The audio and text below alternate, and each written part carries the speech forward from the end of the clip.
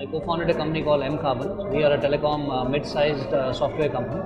So we deal with a lot of telecom operators worldwide, primarily India, and we do telecom value-added services in the network value-added services space.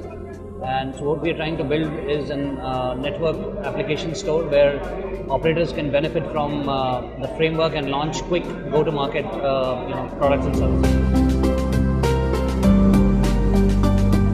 Primarily India is a growth story, has been a growth story for many years, and when we started, we thought that there is very yet that Indian consumers have been offered as a growth opportunity, specifically in our field.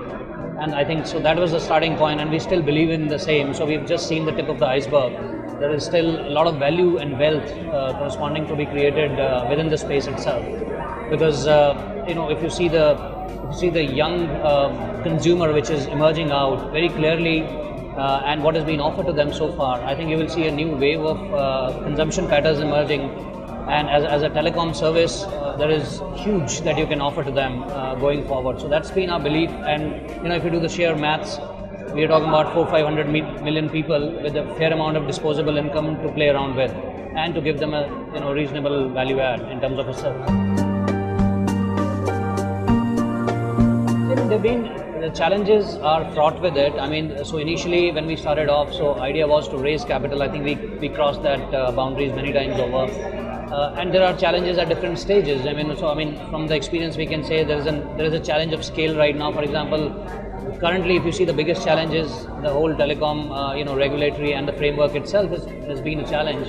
So how do you keep up with that? How do you circumvent these challenges and do more creative things in order to circumvent it? Now this is a momentarily thing. We also believe that you will come across these challenges and you will circumvent it.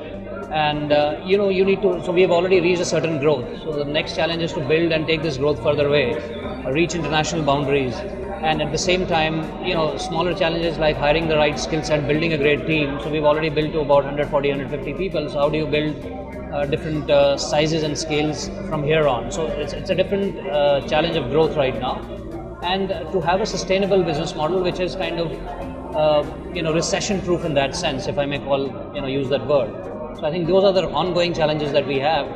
And of course, the biggest challenge is to continue and innovate at the same time. You can't be resting on your past laurels. I think that's the biggest learning and the challenge at the same time. So you've got to constantly innovate and think ahead of the curve. What is that the new consumer is going to be consuming every time from a services standpoint. A lot of entrepreneurs, I don't want to pinpoint a name, but I think the fact that you get to start afresh every time. It's not that you're already running a company, but at the same time, every morning is a new challenge, a situation which throws upon every day of your work life. That is something which is very engrossing and keeps you egging every time.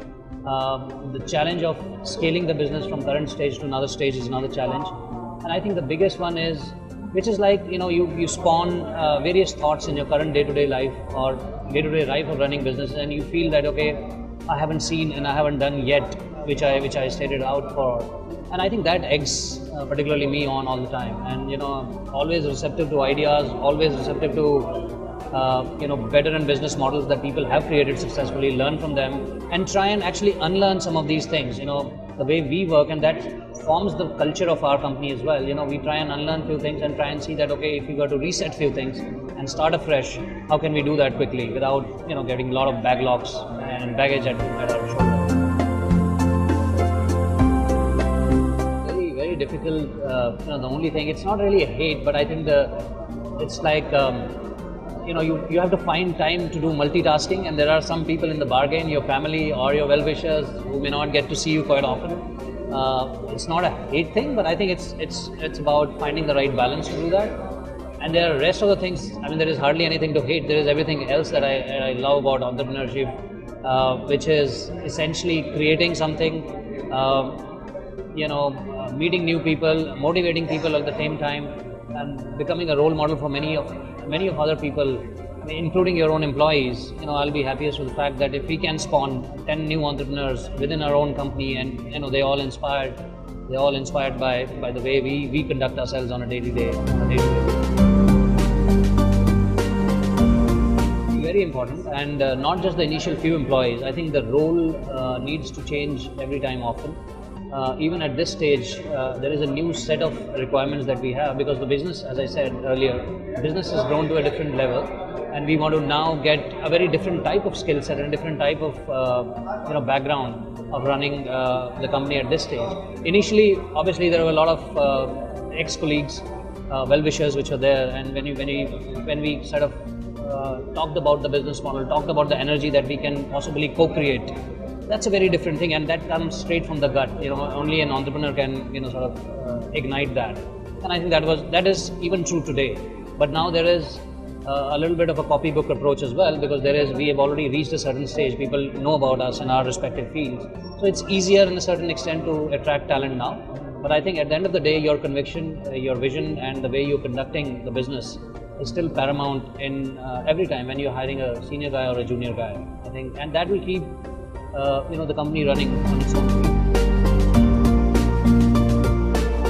The only thing which I think we've also learned in our own way is that you got to keep the conviction, and you got to be standing there for a marathon. It's not a small sprint, and when I say that, it sums it up. Whether you are there, you have a view of the business for 5 to 8 years, whether you're spending cash, whether you're raising money, and when you're continuing to build value. I think when you think about an idea with that perspective, then you are there for a longer haul, and you cannot be making a quick buck and trying to sell off quickly, and because if you go with that wisdom, there is nothing that you can do much. You cannot motivate many people, you cannot get investors on your side. That'll be a very shoddy job. So I think that is the value which needs to be intact in an entrepreneur. I mean, in pursuing that value, you may get acquired or sold or whatever, but I think that the value has to be a long-term marathon as opposed to a quick sprint.